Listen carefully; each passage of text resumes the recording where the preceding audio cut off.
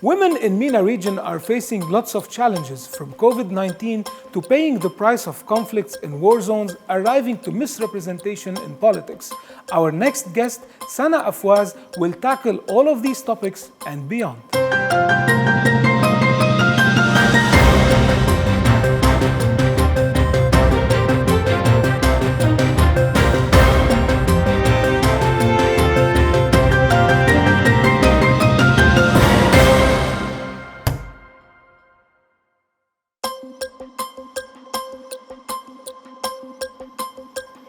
Dear Sana, welcome to MENA on the Map. Philip and I are so happy to have you. Indeed, thank you so much for having me. From Brussels to Amman, I think distances do not matter anymore. We've decided to name this episode Empowered Women, Empowered Women. And in this context, we are interested in knowing your story and learning about you. Who was a source of inspiration for you? Who influenced you for you to start on this journey of empowering women in the MENA region? Thank you so much, Yara. My work started when I was back in Morocco, in my small city in Agadir. I just witnessed the way our society is treating women differently than men. For me, my whole journey started with questions, started with observing social attitudes, the norms, the traditions, the ideologies that shape and shift the way we see women and treat women. I have never been comfortable with that. I always had questions, and I didn't see why women would be treated differently. And when I say differently, it's not always in a good way. So then my kind of curiosity turned to be an action. I was a blogger. I basically blogged about different discriminatory laws in Morocco and also in the rest of the Arab world. And basically, I would just kind of analyzing how the power of law could be used to justify gender discrimination, to enforce injustices toward women. So after that, I decided to take even further actions and see what would be the best way or the best solution to support women across the MENA region. I had the chance to work as consultant for international organizations like the UN, the European Commission. And with that experience, I had the chance to travel to 50 countries. And my interest has always been the MENA region. So I decided to stay 1 year, just traveling from one country to another in the region to really understand the realities of these women, because we have this tendency to treat the MENA region as a homogeneous group, which is not the case. I think women in each country, they have their own layer of unique experiences and also realities. So after that 1 year of spontaneous traveling, I decided to come to Belgium, exactly in Brussels, and establish the Womenpreneur Organization, a non-for-profit organization that supports women economic participation and empowerment through entrepreneurship and job creation. What we do is we put women in the heart of the economic development by training them, by empowering them, by supporting them to be financially independent. But also what we do is we make sure that the voices of women are heard at the decision-making and policy-making level. We make sure that we advocate for gender-sensitive laws, legal reformulations, and also we make sure that the way we see women in society is shifted in a way that we create new perceptions and ideas about women. So far, we have trained 16,000 women across all the MENA region, and our objective is to continue to support more women and continue to be the space where women feel safe, empowered, and active. Sana, thank you again for joining us. It is very inspiring to listen to your story. According to your experience, what do you think women in the MENA region really need at the moment? I mean, women are suffering from wars, conflicts. They are impacted by climate change, by COVID. They are living not only in conservative, but also in radical societies in some places in MENA region. What do you think they need most at this time? Well, thank you so much, Philip, for this question. Women need a lot of things in the MENA region, and I will be specific more in terms of the Arab countries. I mean, the first thing that I think that is important is to look into the social mindset that are shifted in this region. I think it's super important to look into that, work into that, because that basically that shape our economic systems, our political systems, our cultural systems as well. I think it's important more than ever to look at the root of the problem. And I do think that it is the social mindset that we have in the region. I mean, as a Moroccan, when I go and I travel to the region and I see the way I'm treated from one country to another, it is more than ever urgent for the Arab countries to re-question and examine the way they treat women, the way they see women, and the way they view women. So that's the first thing. And I think that should go through a serious awareness education in schools and in the media, in the streets, in religious spaces, at home, everywhere. I think it's important to talk about all the taboos surrounding women, to talk and to rethink in the way we need to treat women and view women. So this is the first thing. The second thing, it is important to have more women in decision-making. If you look across the MENA region, how many women do we have in political field, in decision-making field? Very few. So that's why the different kind of decision-making institutions, they're going to come up with policies that don't speak for women. So if we want to actually support women, we need to see more women in decision-making. The third level, investment in women. I mean, if you look with the context of COVID, I've been analyzing and observing different governments in the region, and I haven't seen a recovery plan that puts women as a priority. Although statistics, data, studies show that women in the MENA region, they are more impacted by COVID, more than men. But however, women come at the lowest list of the priority. So this is also a serious issue that we need to make sure that we provide women the investment and the support they need, because I really think that this is the last chance for the Arab world if they want to shape our societies and progress and develop the communities out there. So I think these are probably the main 3 points, but what women need is a longer list. Sana, briefly, you mentioned something about women participation in political decisions. Coming from Morocco, if I look at the numbers, Morocco, Tunisia, Kuwait, they have higher percentages of women in decision-making positions, for example, in the parliament, even higher than some places in Europe or the United States. Do you think why there is this difference between women in Morocco and Tunisia and the other Middle Eastern countries when it comes to representation? And do you think women in the West, they suffer from the same problems that women in the East are suffering? Thank you for the question. I mean, if we look at the region, I mean, you're giving the example of Morocco, Tunisia, and Kuwait, who have a quite different and unique context. Although we have probably, and I think it's more in Tunisia where we have a quite high level of participation of women in politics, and that has to do with, the change they have made after the Arab Spring, and also the power of the civil society in Tunisia. And that's why Tunisia stands as a different country in the region. However, that doesn't mean that women really do have the power in decision-making. Because if you look, since the Arab Spring, we have witnessed different kind of laws that were put in place that are against women's rights.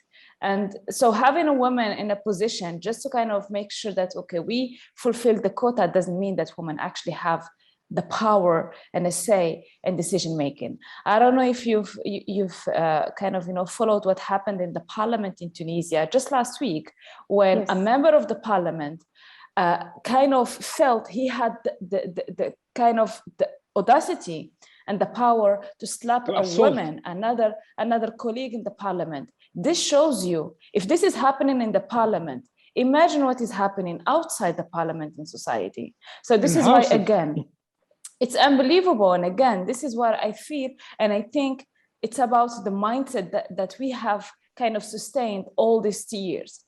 Now, comparing the situation in terms of, the place of women in politics with the Western world, the West have their own problems as well. Women's political participation remains a struggle for a lot of countries in the West.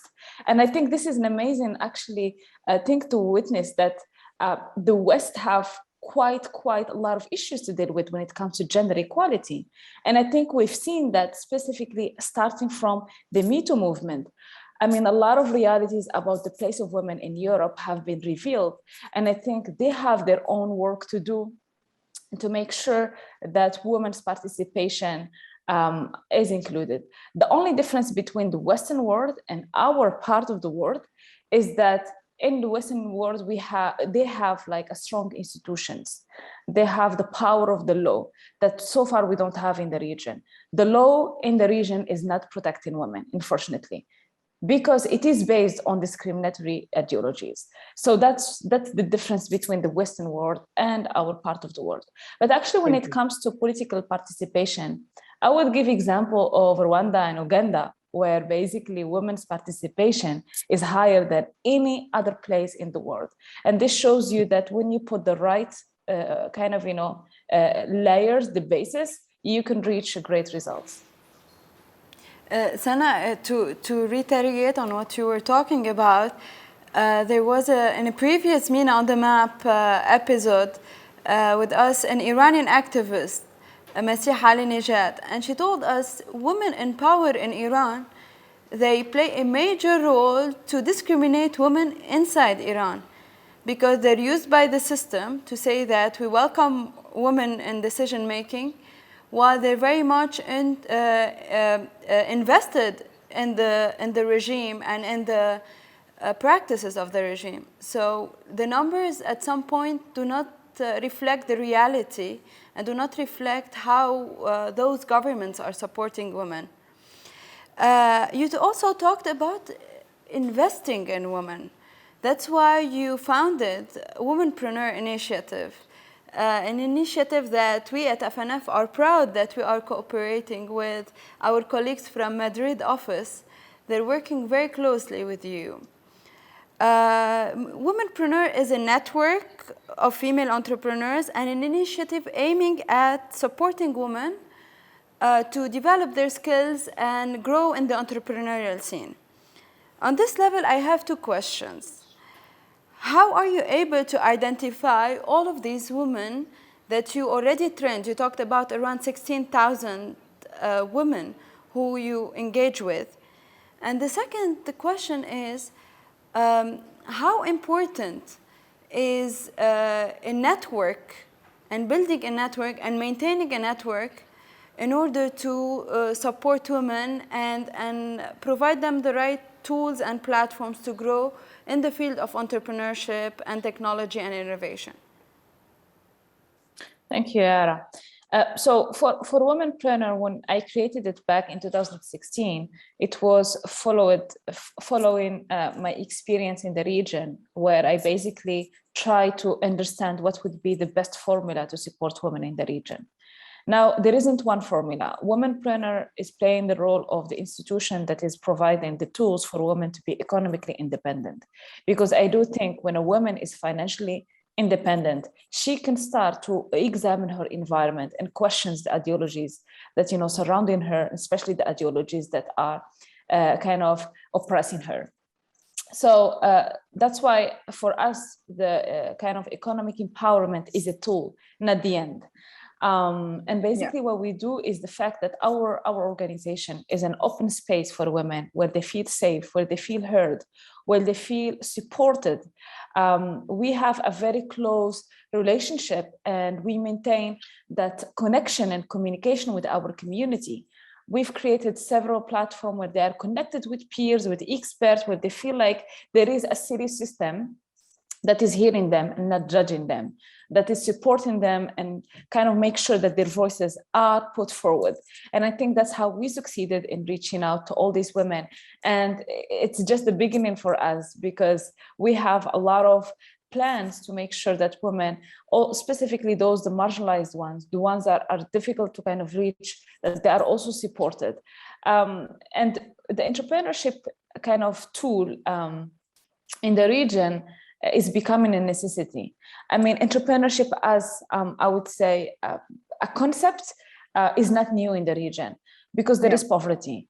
When you are poor, you're trying to find ways to basically survive. And for me, that's entrepreneurship. Entrepreneurship is that process of putting in place an idea when it's most needed. And that's exactly why women are the best entrepreneurs in the region, because they have it in them.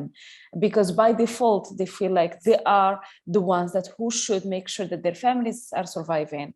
And basically, they are entrepreneurs without knowing that they are entrepreneurs. The unfortunate reality is that in the region, we have 60% of women who work in informal economy, which makes them survival entrepreneurs, informal entrepreneurs. And that's why Womenpreneur is here, in order to kind of structure the activities and businesses of these women and make sure that these women will kind of create initiatives with dignity and make sure that they are not only financially independent, but socially independent as well. Sana, can you tell our viewers first, if someone is interested in maybe benefiting from the programs that you provide, how can they reach out to you? And I have a second question that I will ask you after your response to that one. Thank you so much for that question. Yes, indeed, we have specifically during the context of COVID, we created a space called Womenpreneur Digital Hub. Today, we have 6,000 women benefiting from that platform. We've created it by the end of March. So they can only join that womenpreneur/digital.com. Kind of, you can register to that platform and you would benefit from all our services and all our activities for free. You will be supported by international experts, international organizations. You will have access to different companies who offer job opportunities. And especially you will be supported by our Womenpreneur team and our 300 ambassadors across the MENA region who would come and support you with every request that you have. So that would be my kind of, recommendation to benefit from our services. Excellent, thank you. On a second note, what do you think should be done on ground besides training and empowering women, like giving them trainings on, for example, how to run social media campaigns, how to advocate, but all this is still theoretical. What should be done on ground and to involve decision makers? For example, you will need to pass a law. Do you reach out to deputies, to members of parliaments, to ministers? Tell us more about this. Thank you so much. That's an excellent question.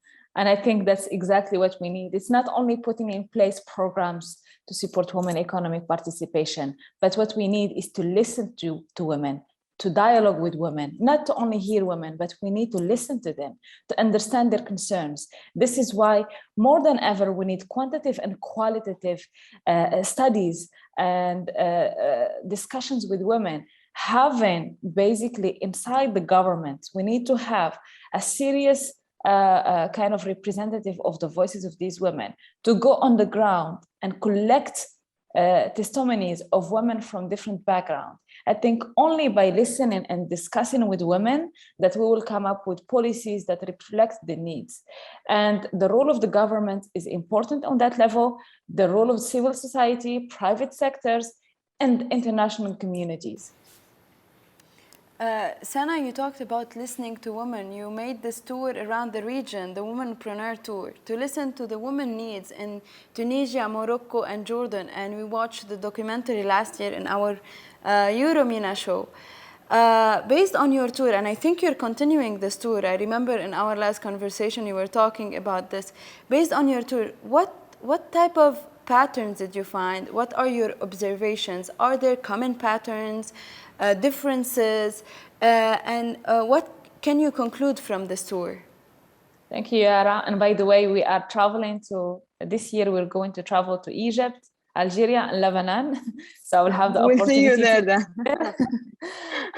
And indeed, our tours are quite an amazing opportunity for us to, again, assess and continue to assess the realities of these women. And if there is anything that I would conclude from our tour of last year before COVID, it's about resistance and kind of, courage and power of women who are operating in ecosystems that are very fragile, an ecosystem that in general offer like very little support to women entrepreneurs, but they're continuing to grow, they're continuing to put in place successful enterprises, innovative startups. We've met women who, inside their countries, they have raised $3 million to start their businesses. One of them is Zohra Sleen that we met in Tunisia, who today she has a company who has different offices across Africa, I think more than 26 offices, and she raised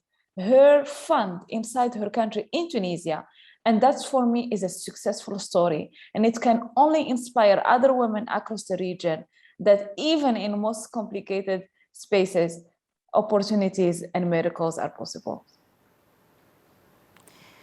And before we end, Sana, you've been working with women for a long time, but there's like this gap between reality and and how we try to shape reality.